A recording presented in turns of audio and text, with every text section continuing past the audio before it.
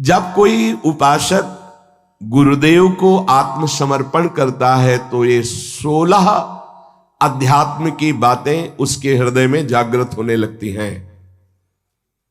जब कोई उपासक गुरुदेव को आत्मसमर्पण कर देता है तो ये 16 अध्यात्म की बातें उसमें जागृत हो जाती है, सीखना नहीं पड़ता। अगर ये नहीं है तो आपके आत्मसमर्पण में कमी है। आपका अपनापन गुरुदेव से अलग शरीर में, शरीर संबंधियों में कहीं है नहीं, स्वभाव में ये आ जाएगा। पहला, ब्रह्मचर्य, भोग वासना का नाश अपने आप ही हो जाएगा। गृहस्थ में है तो अरुचि पूर्वक धर्म का पालन करने के लिए काम का सेवन, अरुचि पूर्वक, एक आंतरिक रहस्य है। यदि आपके अंदर भोग इच्छा नहीं है और आप गृहस्थ धर्म में हैं और ऐसी चेष्टा हुई है, वो अंदर कोई फर्क नहीं डाल पाएगी। जो कामनाएं बांध कर दुर्गति कराती हैं वो उस उपासक की नहीं हो पाएगी। जो गुरु चरणारविंद में आत्मसमर्पण किए हुए है, ये बड़ा सूक्ष्म विषय अध्यात्म का है। इच्छा का ना होना और फिर कोई क्रिया होना तो उसका कोई प्रभाव नहीं पड़ता। कोई क्रिया नहीं हुई लेकिन इच्छा है, उसका प्रभाव पड़ेगा। क्रिया है धर्म पूर्वक हो रही काम की, पर कोई प्रभाव हृदय में नहीं पड़ेगा। यह आंतरिक अध्यात्म का सूत्र है। इच्छा ही बंधन कारक है। जो गुरुदेव का परब्रह्म भाव से आत्मसमर्पण करते हुए चलता है सतमार्ग में, तो पहला लक्षण जागृत होता है कि उसकी भोग वासना पर अंकुश हो जाता है। वो ब्रह्मचर्य पर ध्यान देने लगता है। ब्रह्मचर्य ये समस्त साधनों की नींव है। जिसका ब्रह्मचर्य ठीक नहीं, उसकी दिनचर्या तो एक जैसी बराबर चल ही नहीं सकती। पक्का 2-4 दिन की बात नहीं कहते। राइट टाइम पर बहुत काल तक जिसकी दिनचर्या ठीक चले, पक्का ब्रह्मचर्य ठीक है। नहीं, चल ही नहीं सकता, चल ही नहीं सकता। वो राइट टाइम पर उसकी दिनचर्या बहुत काल तक नहीं चल सकती जो ब्रह्मचारी नहीं। और वो गृहस्थ ब्रह्मचारी ही है जो संतानोत्पत्ति के लिए, केवल भगवत आज्ञा पालन करने के लिए, गृहस्थ धर्म का निर्वाह करने के लिए, वो धर्मयुक्त काम उसकी उपासना में बाधा नहीं पहुंचा सकता। पर व्यभिचार भावना, ये गुरु शरणागत होते ही पहला अंकुश इंद्रियों पर लगता है कि वो भोग वासनाओं से निवृत्त, ब्रह्मचर्य। दूसरा, अहिंसा, मन से, वाणी से, शरीर से वो किसी को दुख पहुंचे ऐसी चेष्टा नहीं करता। जो गुरु समर्पित होता है, पहला ब्रह्मचर्य पर, बहुत अमृत है ये। अगर ये अमृत पी लिए तो भगवदामृत, प्रेमामृत, ज्ञानामृत अब कुछ दुर्लभ नहीं है। कोई भी हो, भगवद आश्रय लेकर, गुरु आश्रय लेकर इस अमृत का पान करो। बहुत कठिन है। खान पान, दृश्य, संग, बोलचाल, इनका बहुत प्रभाव पड़ता है आपके संयम पर। यदि आपका खान पान सही नहीं है, आपका देखना सही नहीं है, सुनना सही नहीं है, बोलना सही नहीं है, तो आपका ब्रह्मचर्य सही नहीं होगा। ब्रह्मचर्य को आप एक परम धन के रूप में देखिए तो आपके अंदर क्षोभ पैदा होने लगेगा। जिस खान पान संग से ब्रह्मचर्य नष्ट होता है उसके लिए वो बर्दाश्त नहीं होगा, नहीं बर्दाश्त होगा। आज हम ब्रह्मचर्य पर महत्व नहीं दे रहे, व्यभिचार पर महत्व दे रहे हैं। किसी का संयोग ये ना हो, अगर आप ब्रह्मचर्य का महत्व नहीं दे रहे तो आप अपने हाथ से अपने आप को नष्ट करते रहेंगे। ये बहुत बड़ी वस्तु है, बहुत बड़ी वस्तु। बहुत जल्दी अध्यात्म में आपका प्रवेश हो जाएगा, बहुत आनंद प्राप्त हो जाएगा। हर रोग, हर प्रकृति के वार को सहने की सामर्थ्य ब्रह्मचारी में स्वयं जागृत हो जाती है। ब्रह्मचर्य का मतलब यह नहीं होता कि बहुत मोटा हो जाएगा, नहीं नहीं, ऐसा नहीं है। ब्रह्मचर्य अध्यात्म शक्ति को पुष्ट करती है। ब्रह्मचर्यहीनता में मोटा हो सकता है। ब्रह्मचर्यहीन हुआ तो चर्बी बढ़ सकती है, मोटापा बढ़ सकता है और स्थूलता आ सकती है, लेकिन ब्रह्मचारी में नहीं आएगी। ब्रह्मचारी में जितना होगा बहुत पावरफुल अध्यात्म शक्ति, संकल्प शक्ति, उसकी शक्ति बढ़ती है। अगर कहीं बाल्यावस्था से कुछ वर्षों तक ब्रह्मचर्य ठीक रखा जाए और प्राणवायु का संशोधन प्राणायाम होता रहे तो भगवत चिंतन करने वाले उपासक की फिर ऊर्ध्वगामी ब्रह्मचर्य हो जाता है। बस जहां ऊर्ध्वगामी हुआ फिर भगवत मार्ग में सहजता आ जाती है। अब वो अधोगामी जो उसकी गति थी अब वो जल्दी नहीं होगी। ऐसे ऐसे उपासक है 10-10 वर्ष हो जाते हैं, कभी स्वप्न दोष नहीं होता। 10-10 वर्ष क्यों? क्योंकि उसका चिंतन नहीं होना चाहिए। मनोवाह नाड़ी जो शरीर के अंदर है, जैसे दूध में घी समाया हुआ है, वो कहीं एक स्थान पे नहीं है, ऐसे पूरे शरीर में समाया हुआ है। वो जैसे दूध को हम औटाकर गर्म करके दही बना के फिर उससे मक्खन निकालते, फिर घी निकलता है, ऐसे एक नाड़ी है मनोवाह, उसमें इतनी चिंतन से गर्मी पैदा होती कि तत्काल पूरे रक्त से वो उसको घसीट लेती है और मनोवाह नाड़ी फिर उसे बाहर कर देती है। चिंतन आपका ठीक हो, तभी कहा है इच्छा रहित तो कुछ नहीं बिगड़ने वाला। संत सदगुरुदेव का आश्रय लेने पर सबसे पहला कदम ब्रह्मचर्य पर होता है। अगर ब्रह्मचर्य ठीक है तो आपकी दिनचर्या ठीक है। सर्दी, गर्मी, बरसात, रोग, शोक, मान अपमान, दुख सुख सब कुछ आनंद पूर्वक सहने की सामर्थ्य आती है। जितना ब्रह्मचर्य क्षीण होता जाएगा उतनी आपको अधिक सर्दी लगेगी, अधिक गर्मी लगेगी, चिड़चिड़ा स्वभाव हो जाएगा, कुछ कार्य करने का मन नहीं, पड़े रहने का मन रहेगा, आपके अंग प्रत्यंग ये प्रमादी हो जाएंगे, इंद्रियां प्रमादी हो जाएंगी। ब्रह्मचर्य में एक अलौकिक तेज रहता है, हर इंद्रिय चेष्टायु, हर क्रिया जो भागवतिक व्यवहारिक, उसमें एक नवीन उत्साह बना रहता है। इसलिए परमार्थ के व्यवहार के जो भी कार्य करने हमें जो पावर चाहिए वो ब्रह्मचर्य से। अब ये जो सूत्र जब गुरुकुल में भर्ती होते थे, गुरु शरण होते थे, तो सबको 20-25 वर्ष तक ब्रह्मचर्य ही रहना होता था। अब ये आज का जो आधुनिक पढ़ाई, इसमें ब्रह्मचर्य का कोई महत्व ही नहीं है।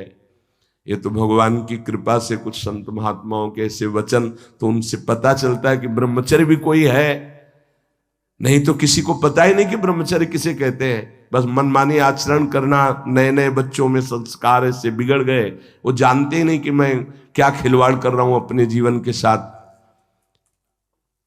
गुरु के पास आत्मसमर्पण करने से पहला लक्षण जागृत होता है ब्रह्मचर्य। दूसरा अहिंसा, किसी को भी मन वचन शरीर से हमें दुख नहीं देना, अपमान नहीं करना, मन से भी हमें किसी का मंगल नहीं सोचना।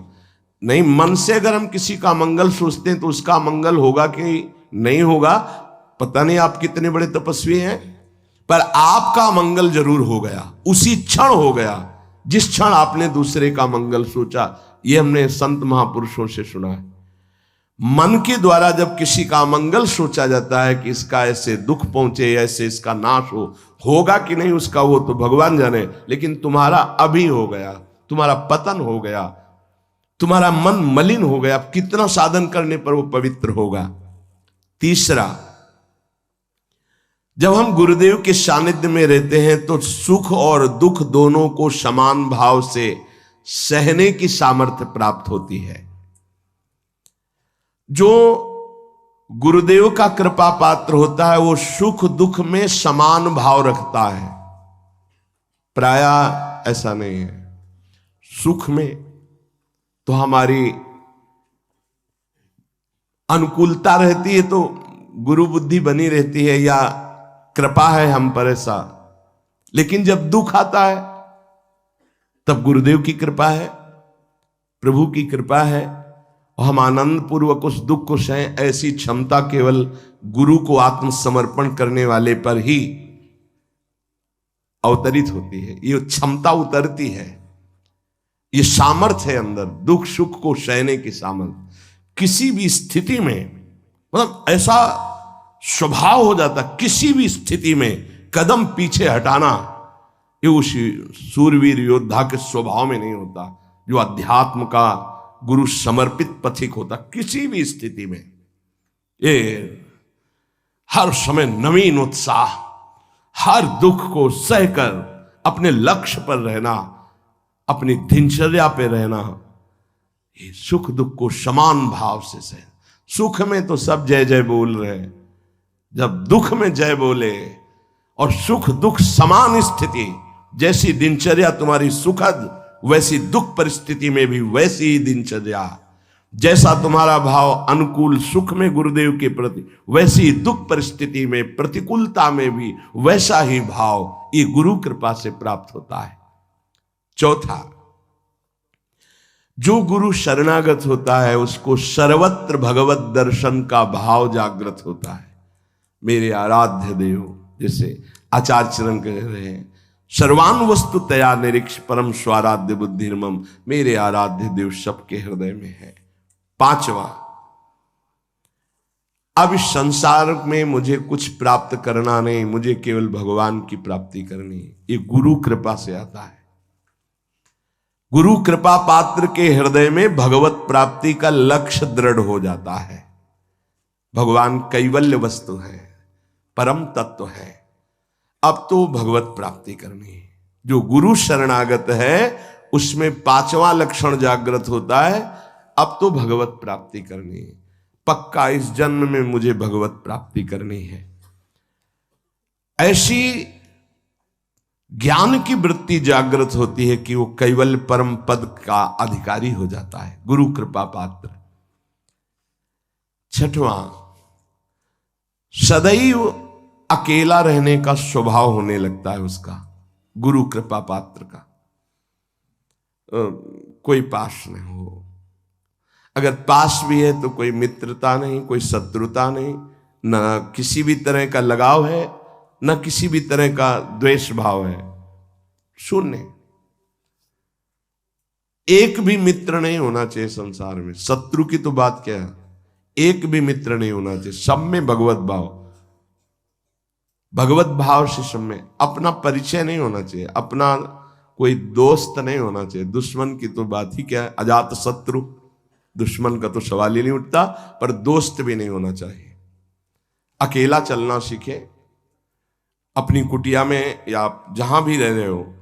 जैसे पीछे भी 5-5, 7-7 संत भगवान के बीच में आसन लगाने को मिलता, अब कोई कमरा थोड़ी अकेले मिला है कभी। तो कभी हम पास वाले संत को जानते नहीं कि कहाँ के हैं क्या है, और कभी कोई पूछने की चेष्टा की तो उनसे कहे कि आप अध्यात्म के विषय में पूछ सकते हैं, आप व्यवहार के विषय में नहीं पूछ सकते। तो तुम्हारा बात करने का स्वभाव नहीं है क्या? नहीं। हमें पूछा गया था एक आश्रम में कि आप बोल लेते हैं कुछ, मतलब बोलना आता है आपको कि नहीं? ऐसे रहे हैं तो उस वहां लगता था कि इनकी मतलब जबान है कि नहीं है। उन्होंने पूछा आप बोलना जानते हैं कि नहीं जानते? कई महीने के बाद कहा जी बोल लेते हैं, पर क्या बोले? किसी से कोई मित्रता नहीं। वृंदावन में इतने रहे, किसी से मित्रता नहीं, किसी से शत्रुता नहीं। जैसे वो जंगल में एकांत रहता है ऐसे समाज में एकांत रहता है। गुरु कृपा पात्र ये स्वभाव में लाइए। असंगता, एकश्चरण रहस्चित्त मनंतई से एक दृष्टि हो जाती है। लाखों चेहरों को देखने के बाद भी एक भी इस कैमरे में छवि नहीं आएगी एक भी। अगर एकांत में बैठने पर किसी की याद आ रही तो तुम्हारा साधन बाधित हो रहा है। कैमरा खुला क्यों रखा? जैसे कैमरा खुला है, ऑफ कर दो इसे तो लोगों की नजर में आएगा कि कैमरा लगा है लेकिन ऑफ है। ऐसे होता है कैमरा ऑफ। अंदर से एकमात्र अपने लक्ष्य में, और लाखों लोगों को देख लिया, एक भी छवि नहीं आई। चाहे वो जंगल में रहे या एकांत, वो असंग रहता है। गुरु कृपा पात्र, मृदु व्यवहार, किसी से मित्रता नहीं, किसी से शत्रुता नहीं। ये देख लो, अगर इसी जन्म में भगवदानंद का अनुभव करना है तो बहुत जरूरी ये सूत्र है जो पूज्य बाबा कह रहे हैं। 7वां, अपरिग्रह। उसका संचय करने का स्वभाव नहीं, संचय करने के स्वभाव से वो रहित हो जाता है। जब जो आवश्यकता होगी प्रभु दे देंगे, संचय क्या करना है।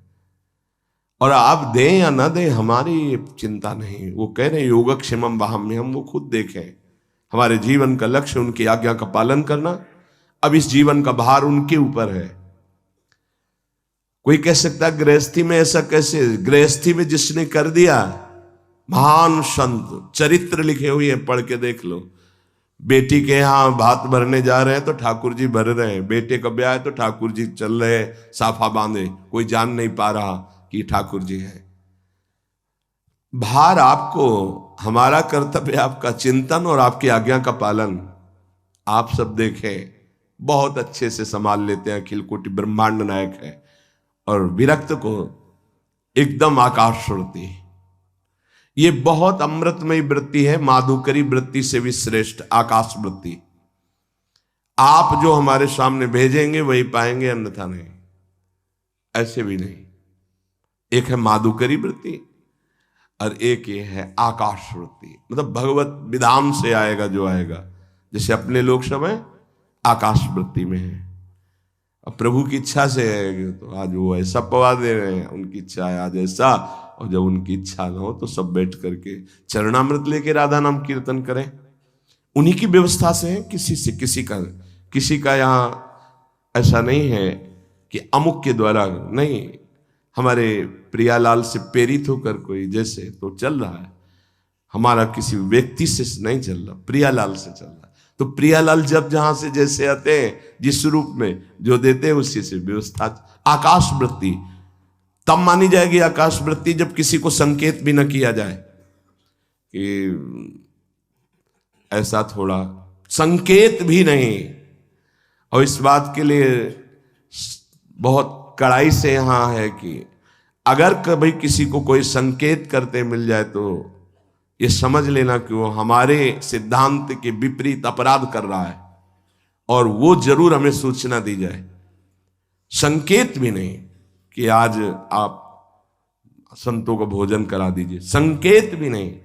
हाँ, कोई प्रार्थना करता है, ठीक भाई, आप जो दे देते हैं उसी से हम संतों को पवा देते हैं। अगर 1 रुपये आता है तो 1 रुपये में भी भंडारा हो जाएगा। 1 रुपये का नमक ले आओ, दाल में डाल दो, सब संतों को पवाने को हो जाएगा। हमारा भगवत विधान से चले। आकाश वृत्ति बहुत अमृतमयी वृत्ति होती है, और बड़ी निश्चिंतता होती है इसमें, और बड़ी क्षमता होती है इसमें। कई दिन न मिलने पर भी कोई निराशा नहीं होती थी काशी में। अपरिग्रह, अपने लिए शरीर सुख के लिए संचय ना करें, ये वृत्ति आ जाती है। गृहस्थ में भी रहते हुए अपने लिए नहीं, ये परिवार है, अतिथि है, उनके लिए। अपने भोग वासना का गुरु कृपा पात्र के हृदय में स्थान नहीं रह जाता है। तभी कोई झगड़ा नहीं, कोई अशांति नहीं, हर स्थिति में शांत रहता है, मृदु स्वभाव रहता है। जो अहम लिए तो बहुत उसमें क्रूरता होती है, कठोरता होती है, बड़ी उसमें जलन होती। काहे को जलो, आनंद मगन रहो। अपरिग्रह। 8वां, परम संतोष उसके हृदय में जागृत हो जाता है। क्यों? क्योंकि उसको ये बोध हो जाता है कि अनंत ब्रह्मांडों का स्वामी प्रभु वो मेरा है, जिस समय जैसी परिस्थिति उसको संभालना बहुत अच्छी तरह। सच्ची कहते हैं आप केवल निश्चिंत होकर शरणागत रहें, बहुत अच्छे से व्यवहार कराते हैं। हमें तो देख के आश्चर्य होता है। एक एक वस्तु को संभालना उनका कार्य, एक एक हर जगह श्री जी की कृपा और श्री जी का विधान दिखाई देता है कि ओहो कैसा उनका विधान है, कैसा उनका मंगल विधान है। आठवां है कि गुरु कृपा पात्र के हृदय में संतोष जागृत हो जाए। संतोष ये बहुत बड़ा धन है। बिन संतोष न काम न साही, वो अछत काम सुख सपने उनाही। जैसी परिस्थिति उसमें संतुष्ट रहना। संतुष्टा एन केनवा, बाहर की या अंदर की। संतोष का मतलब केवल बाहर से नहीं है, अंदर भी विक्षिप्त है तो आनंद है, शांत है तो आनंद है। कोई जान न पावे कि आप विक्षिप्त है, हृदय आपका या शांत है। संतुष्टा एन केनवा, बाहर या अंदर दोनों परिस्थिति में संतुष्ट रहना। जैसी प्रभु की द्वारा इस समय दी स्थिति है, जल रहा है शांत, किसी से कहो मत, आनंदित है फूलो मत, चुप शांत गंभीर, संतोष अंदर और बाहर दोनों जगह। नवा नंबर है भगवान और संतों के वाक्यों में पूर्ण श्रद्धा। जैसे श्रीमद् भगवत गीता जी, भागवत जी या भगवत प्रेमी महात्माओं के वचन, तो उसमें कोई कुतर्क नहीं। गुरु कृपा पात्र ज्यों का त्यों उस विश्वास पूर्वक उसे स्वीकार करता है। जैसा बोला गया वैसा ही, उसमें अपनी बात लगाना नहीं। जो आत्मसमर्पण नहीं किए होते, दूर की श्रद्धा होती है, उसका कुछ और लक्षण होता है। जितना बोला गया उतना वो पहले अपने अनुकूल निकालते हैं उसमें से, कि ऐसे भी तो हो सकता है, ऐसा थोड़ी होता है, ऐसा होता, और फिर अनुकूल बात वो स्वीकार करते हैं। गुरुदेव या शास्त्र कभी मन के अनुकूल नहीं होते, मन को उनके अनुकूल बनाना पड़ेगा। मन तो बहुत विचित्र है। हम लोग शास्त्र और गुरु के वाक्यों को अपने अनुकूल मन के बनाते हैं। इतने में चल जाए, इतना बता देंगे, इतना छुपा लेंगे, इतना कर देंगे, इतना नहीं करेंगे, इतना अनुकूल है, इतना नहीं। लेकिन जो आत्मसमर्पण किए होता है, वो भगवान और संतों के वाक्यों में ज्यों का त्यों विश्वास उसको होता है। 10वां, वो नींद पर विजय प्राप्त कर लेता है। ये बहुत समय को बर्बाद करने वाली निद्रा होती है। बहुत से ऐसे साधक हैं जो इससे बहुत परेशान हैं। अगर आपका नियम पक्का हो जाए तो आप इस पर विजय प्राप्त कर लेंगे। बाल्यावस्था में जो साधन काल में बहुत परेशान करती है। नहीं, माला चल रहा है, जैसे गायत्री अनुष्ठान था तो हमने खुद देखा है, अब वो कब छूट गया माला, अब जप रहे माला, बड़ा गुस्सा आता है, बार बार विघ्न पैदा कर। ये जो निद्रा है ये बहुत बड़ी शत्रु है साधक के लिए।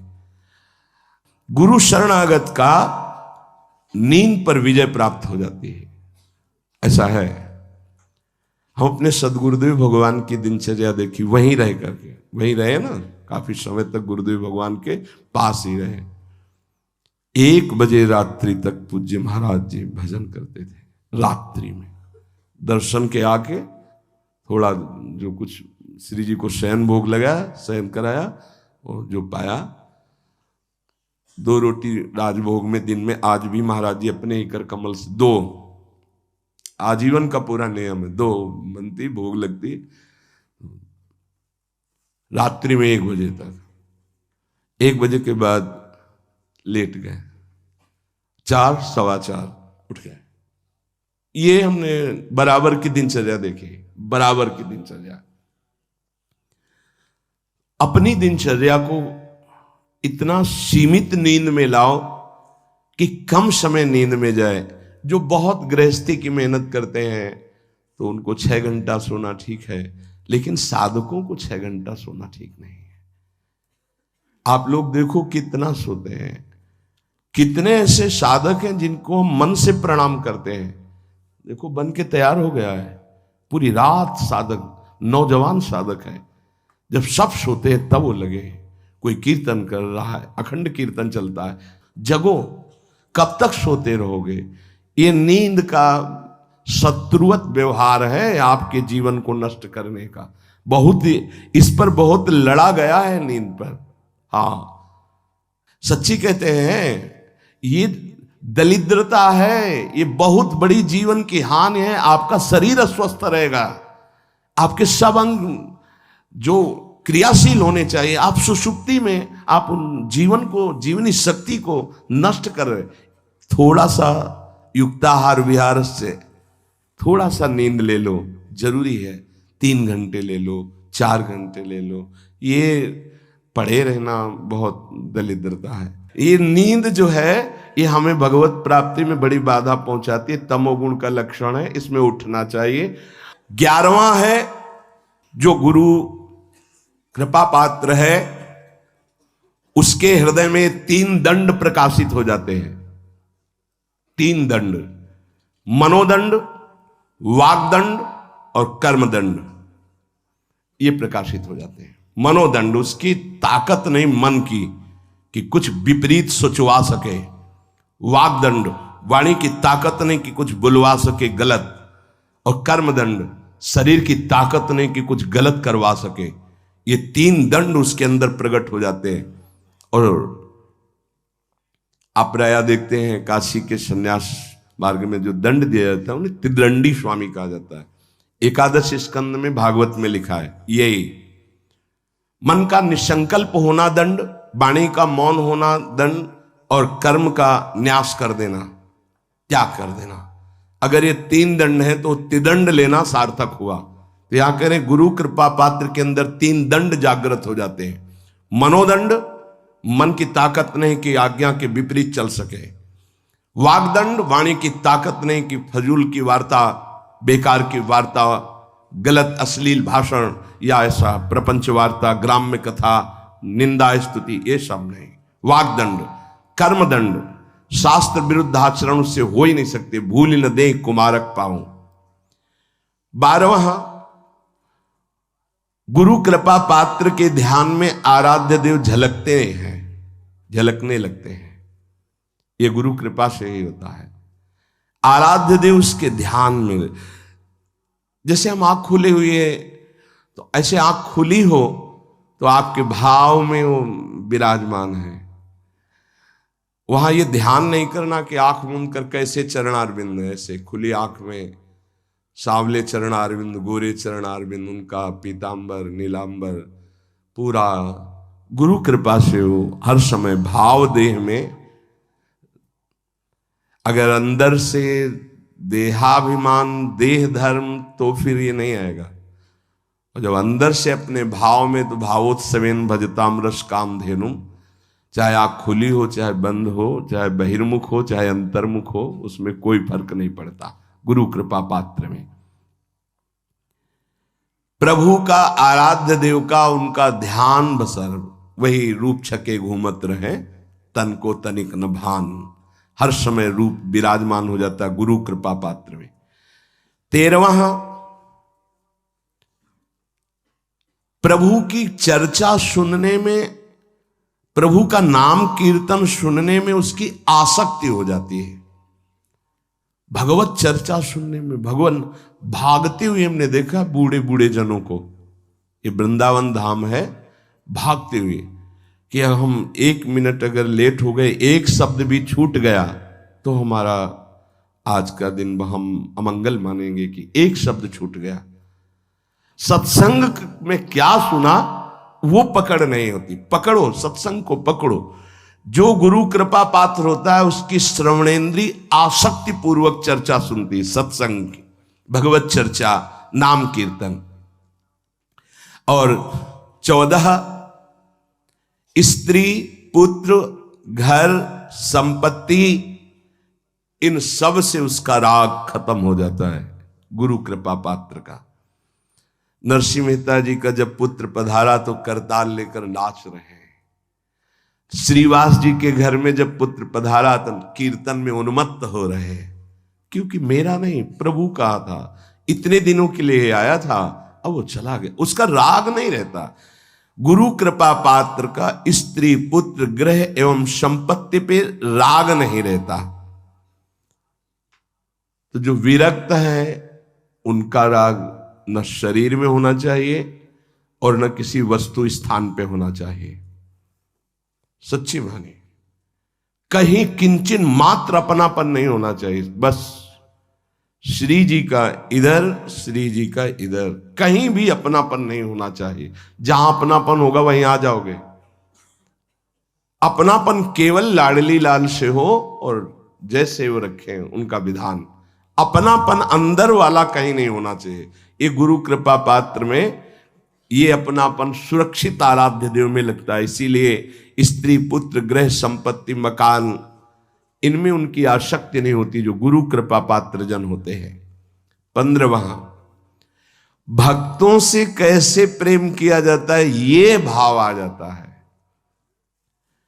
भक्तों से कैसे प्रेम किया जाता है, भगवान से भी बढ़कर जिनके अंदर भक्तों के प्रति भाव आ गया, धन्याति धन्य हो गए। भगवान स्वयं कह रहे मोते अधिक संत कर ले। ओहो वास्तव मेरे भगवान के पार्षद प्रेमी जनों के दर्शन, अहो वास्तविक आनंद की प्राप्ति होती है। जब भगवत अनुरागी संतों का सानिध्य मिलता है तो दिन भर एक फूलन होती है। जिस दिन एकांतिक में कोई संत नहीं आता उस दिन हमारा मन निराश हो जाता है प्रगट में कि आज अधूरा एकांतिक रहा, संत भगवान नहीं पधारे। और जिस दिन संत भगवान के वैसे कृपा होती है, चाहे एक दो संत भगवान आए पर दर्शन हो जाते हैं, पर बाई चांस कभी अगर दर्शन ना हुए तो हृदय जलता है कि हमारा ठीक है देश सत्संग सब, लेकिन संत दर्शन, संत भगवान कृपा करके पधारे, ये जीवन की हमारी उपलब्धि है। जो प्रभु मोहि अनुग्रह की ना तो तुम आई दरस हठ दीना। अपनी तरफ से आकर जब दर्शन देते हैं तो मन नाच पड़ता है, मेरे प्रभु मेरी लाडली लाल की कृपा ना होती तो संत दर्शन कैसे देते आकर। भक्तजनों से प्रेम, भक्तजनों का आदर, भक्तजनों के प्रति भाव, ये गुरु कृपा से आता है। गुरु सोई जो साधु सेवावे और साधु सोई जो विषय छुड़ावे, हरिराम व्यास जी ने कहा। और 16वां, चराचर जगत के प्रति सेवक भाव अपना प्रकट हो जाना। जैसे गोस्वामी जी, सीय राम मैं सब जग जानी, करो प्रणाम जोरी जुग पानी। पूरा जगत हमारे प्रिया प्रीतम का स्वरूप है।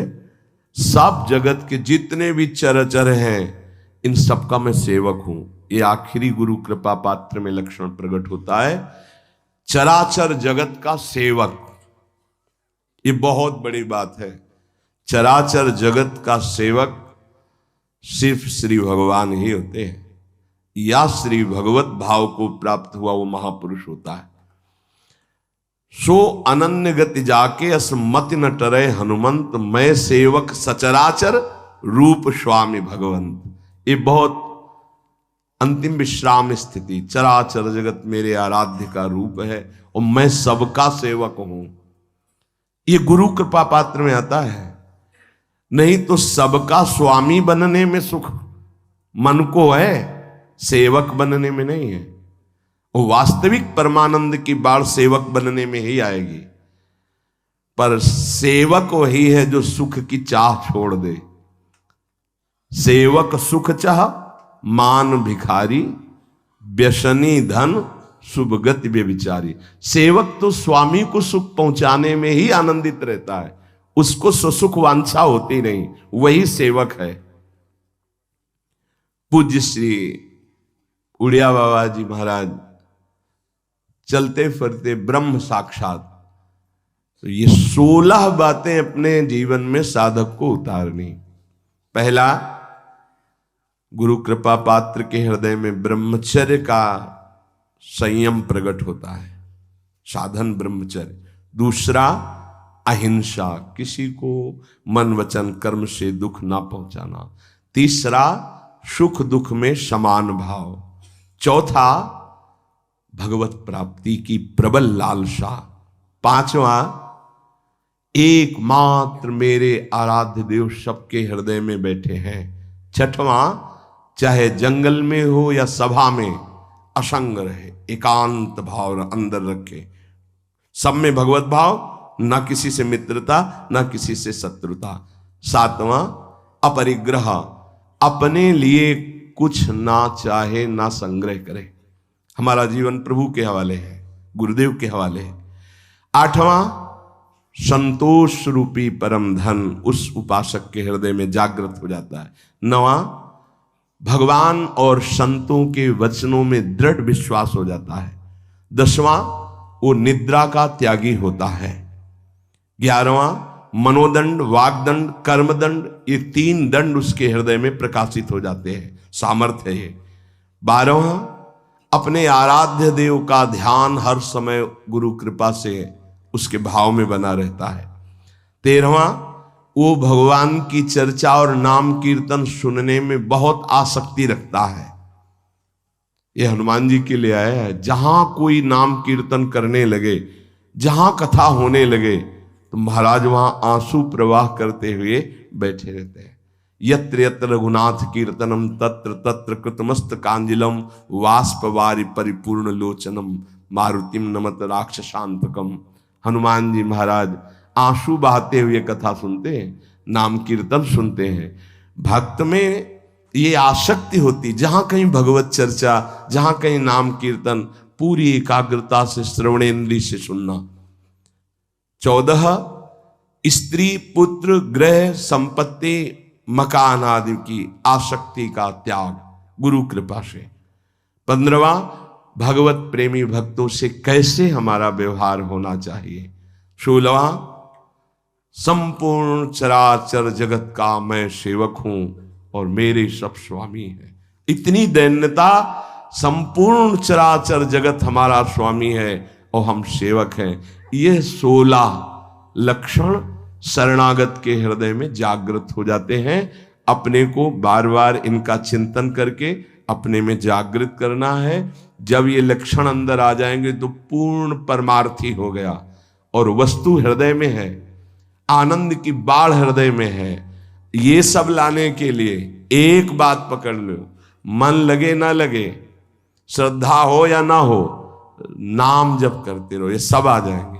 राधा राधा राधा राधा निरंतर नाम जप करो तो जितने भागवतिक सद्गुण बताए गए हैं इस सब हृदय में अपने आप जागृत हो जाएंगे। श्री राधा वल्लभ लाल की।